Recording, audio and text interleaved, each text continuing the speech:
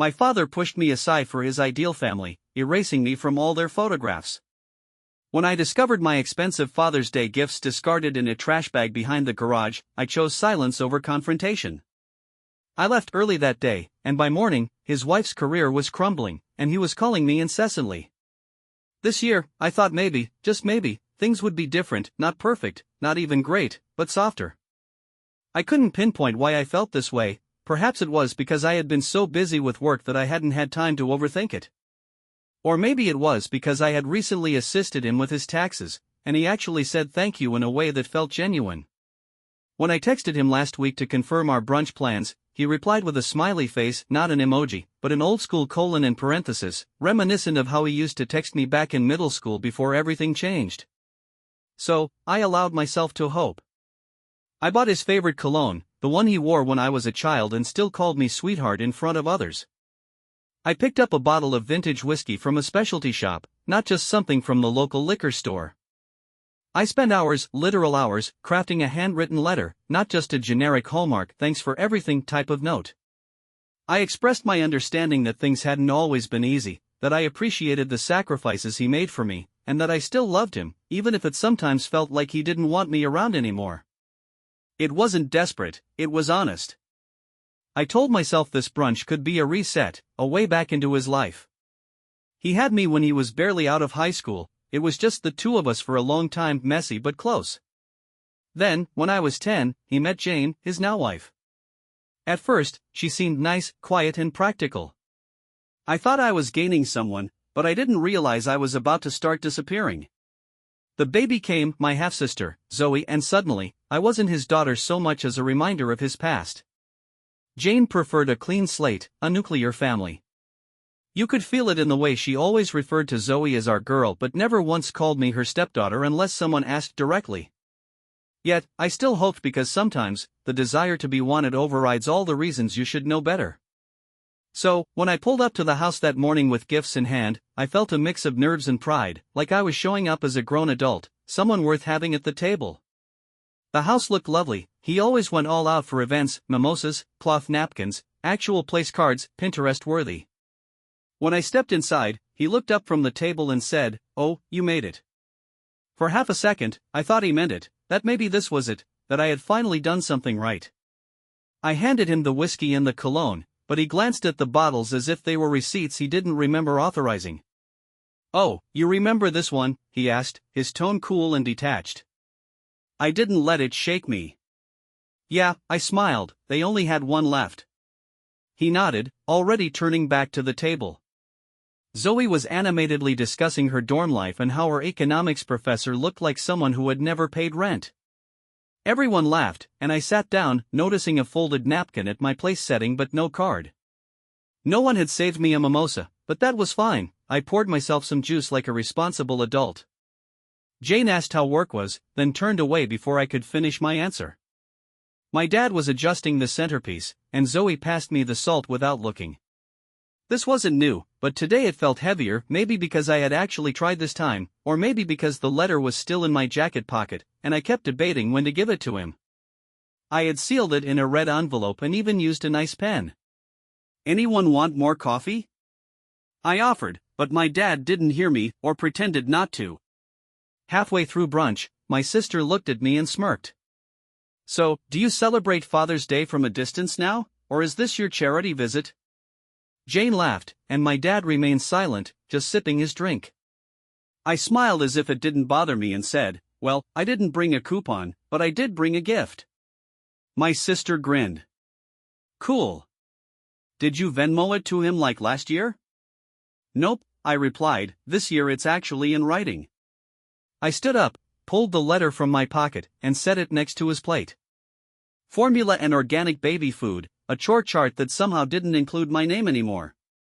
They were busy, of course, newborns are hard work, so I told myself it made sense when they forgot to ask how my spelling test went, or didn't show up to my school concert, or left me waiting outside karate practice in the rain. They were just tired, it was a phase. I waited years for that phase to end, but it didn't. The baby grew, and they adored her. She walked, and they clapped, she said "Mama," and they cried. I brought home an award from school, and my dad said, That's great. Can you keep an eye on your sister while I take a nap? It wasn't that he stopped loving me overnight, it was more like he started loving someone else louder, and over time, that quiet became unbearable. By the time I left for college, the house didn't feel like mine anymore. Every wall was adorned with pictures of them smiling at parks, matching holiday pajamas, my sister on Santa's lap. I wasn't in any of them, not even a high school graduation photo, just erased. I remember walking past a framed canvas by the stairs that read, "Family is everything," and thinking, yeah, just not this one. But I kept trying, that's the part that still embarrasses me. I kept showing up for holidays, kept buying birthday gifts, and even helped with bills when I knew money was tight. This was after I found out they had taken a vacation and just forgot to mention it. I helped Jane get her job, using my contacts to recommend her for a client-facing role she had no real qualifications for. She nailed the interview. Charisma goes a long way when no one's fact-checking you. They never told people I helped, and that was fine. I told myself I wasn't doing it for credit, I was doing it to stay connected, to feel like I was still part of their lives. Even after I got my own apartment and a decent job, I still visited, still called, still sent my dad texts on random Wednesdays just to say, "Hope your day is going okay." Sometimes he replied, sometimes he left me on read for days.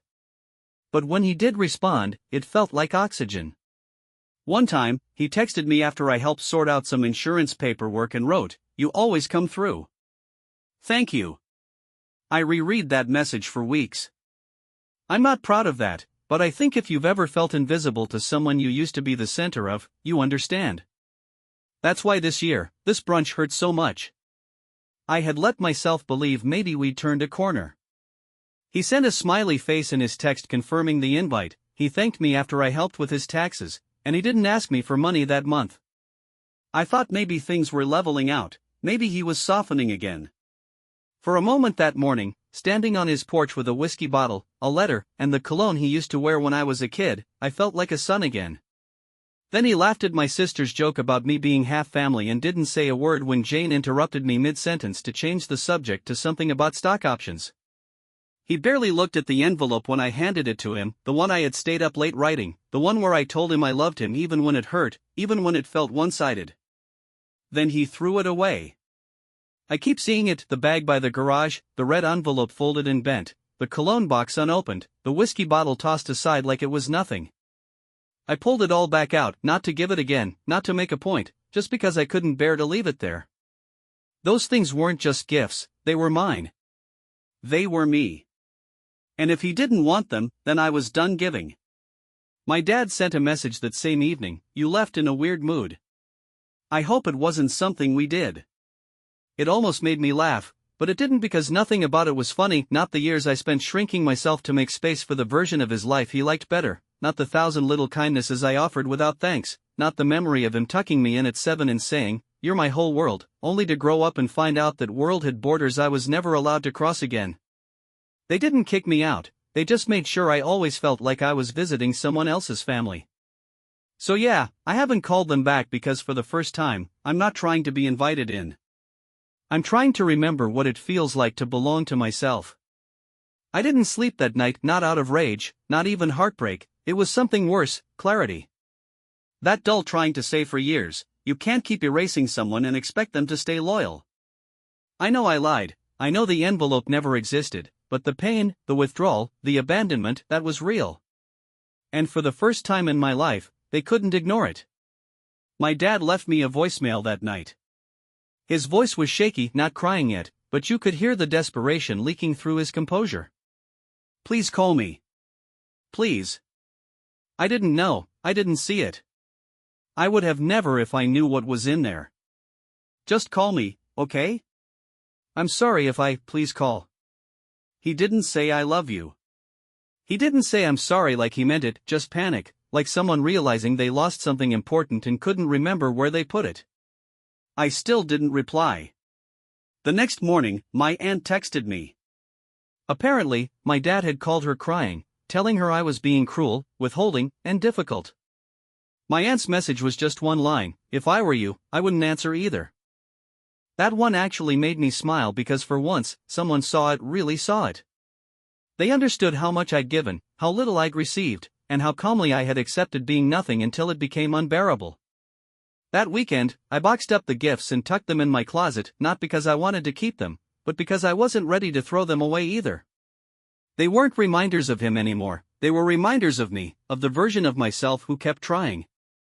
And now, I wasn't trying anymore. I was done. By Monday, he stopped asking if I was okay and started demanding answers. His text shifted from "I'm sorry you're upset" to "you need to stop this now." Jane emailed me directly, using a professional tone as if we were negotiating a contract instead of untangling a decade of buried resentment. She said my decision to disengage was affecting her work and that she hoped I'd reconsider for the sake of family stability. Translation: your silence is costing me money. I didn't reply. Then Zoe got involved. She sent a voice memo that started with, "Look, I know things were never perfect," and ended with, "But seriously, you're ruining Dad's life over what? Some trash?" That one nearly made me laugh. Some trash? Yeah, that was the whole problem, wasn't it? They'd spent years treating me like clutter, something to box up and shove in the attic so it didn't ruin the aesthetic. Now I was gone, and suddenly they couldn't function. Still, I said nothing. I didn't gloat, didn't rant on social media, didn't send one final "here's everything you did wrong" message. I just stopped playing the role, and it drove them insane. By the end of the week, my dad showed up at my office, no warning, no call, just walked right in, looking like someone on a mission. The receptionist buzzed me like there was a fire. I came downstairs and found him standing in the lobby in a cream blazer and shoes that clicked like punctuation marks. He didn't smile. "Can we talk?" he asked, already heading toward the front doors. We stepped outside. He didn't ask how I was, didn't offer an apology. He went straight to it. "You've humiliated this family," he snapped. "You've embarrassed your sister. Jane's job is hanging by a thread. Do you understand what that means?" "I understand exactly what that means," I said calmly. He stared at me, eyes hard. "You're doing this out of spite over one party." I tilted my head. "Is that what you think?" He folded his arms. "We raised you. We paid for your clothes, your food, your school." I nodded slowly. "And I gave you a down payment on this house, covered your utility bills for 2 years. I offered to help with Zoe's tuition, but sure, let's talk about the time you bought me sneakers in 5th grade that cracked." Something in his jaw clenched. "That was your choice. We never asked you to help." "No," I said. "You didn't ask, you just expected it. Expected me to pick up the slack when Jane forgot the mortgage was due. Expected me to understand when you skipped my birthday because Zoe had a test. Expected me to stay quiet when you smiled while she called me half family, like I was an accident." He opened his mouth, and I continued, "And you expected me to keep giving, even after you threw away the only thing I had left to offer." That landed. He blinked, and something flickered in his face, maybe guilt, maybe just discomfort. Then he tried one last play. "You're punishing the wrong person," he said, syrupy and careful, like someone trying to reset a chessboard after flipping it. Zoe mumbled, "Sorry, I guess." Jane didn't speak. Then my dad added, "You made your point, so what now? Are you disowning us?" I played the message twice, wanting to hear what they said and what they didn't. No one said "I'm sorry" like they meant it, no one said "we didn't treat you right." They just wanted me back in place, back in role, but I was done playing it. So, I didn't respond. I blocked the number. 3 months later, I got promoted, moved into a better apartment, and started hosting small dinners with people who actually wanted to hear what I had to say. Then one night, a message came in from my dad, "Saw you moved. Hope you're doing well. If you ever want to talk, I'm here." He didn't mention what he did or didn't do, he didn't ask how I was. He just wanted to see if the door was open. It wasn't. I made tea, sat on my balcony, and looked out at the city lights, no noise, no guilt, no performance, just quiet. And in that silence, for the first time in years, I finally felt free. Sometimes I wonder if I overreacted, if I should have just let it go, smiled through the sting, picked a nicer moment to set boundaries, chosen peace over silence. But then I remember that garage. I remember standing there holding my unopened gifts, smudged from the trash bag. I remember the letter I'd written with shaking hands, trying to be vulnerable with someone who didn't think twice before discarding it. And I realized I didn't burn a bridge, I just stopped carrying the weight of one they tore down years ago. I'm not proud of the lie about the cash, but I'm not ashamed of it either because for once, they had to sit with uncertainty, with discomfort, with the possibility that what they threw away might have mattered more than they realized. It's been a year now since that Father's Day brunch, a full cycle of seasons, holidays I didn't attend, birthday texts I didn't send. The silence between us has grown into something solid, a presence rather than an absence. I've learned to live with it, even find comfort in it. My apartment feels like mine now, photos I've chosen, furniture I picked without wondering if he'd approve. I cook meals without feeling the need to save a plate for someone who won't show up. I'm dating someone who asks me about my day and waits for the answer, simple things but revolutionary when you've spent your life being half-heard. Last week, I ran into my sister at a coffee shop downtown. She's changed, thinner, sharper somehow, with shadows under her eyes I don't remember seeing before. I almost didn't recognize her, or maybe I just wasn't looking. We stood in line, 3 people apart, and for a second, I thought she hadn't seen me. Then she turned, coffee in hand, and our eyes met. Neither of us moved. The barista called another name, someone brushed past us to grab napkins. She looked like she wanted to say something, mouth half open, knuckles wide around her cup. "Your order's ready," the barista called, breaking the spell. I stepped forward, took my drink, and when I turned back, Zoe was already pushing through the door, head down, moving fast through the glass. I watched her walk away, her reflection fragmenting in the afternoon light. That night, I got a text from an unknown number. "It was you, wasn't it, at Meridian Coffee?" I recognized Zoe's writing style immediately, no greeting, straight to the point. She'd probably gotten a new phone or was using a friend's. "Yes," I replied, simple, true. 3 dots appeared, disappeared, appeared again. "Finally, you look good." "Thanks," I wrote. "You too," a lie but a kind one. More dots, more waiting. "Then Dad and Jane split up 3 months ago." I stared at the message, feeling nothing at first, then a slow, complicated sadness, not for him, not really, maybe for what they'd all lost or for what they never really had. "I'm sorry to hear that," I replied because it seemed like the right thing to say. "No, you're not," came the immediate response. Then a minute later, "But that's okay, I'm not sure I am either." I didn't know what to say to that, so I said nothing. The screen stayed dark for so long I thought the conversation was over. Then just as I was setting my phone down, "Do you ever think about coming back?